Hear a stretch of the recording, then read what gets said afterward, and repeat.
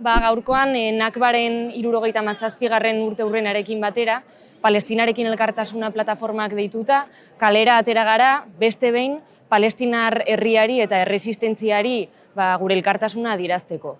Argi utzi nahi dugu Palestinaren askatasunerako berme bakarra izaera genozida duen Israelgo estatuaren desagerpena dela.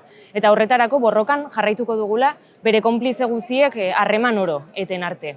Eta gaur zabaldu nahi dugun mezua hori da, ez? Israel hemen ere, Euskal Herrian ere hasten dela, eta beraz guri dagokigula bere desagerpenerako oinarriak jartzea.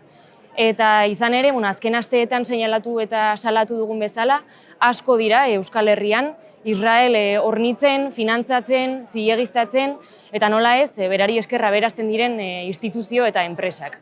Eta beraz, laburtuz gaurkoan hori ez, instituzio eta enpresa hauen harremanak seinalatu nahi izan ditugu, eta argi utzi, harreman oro eten arte, presioa egiten eta borrokan jarraituko dugula.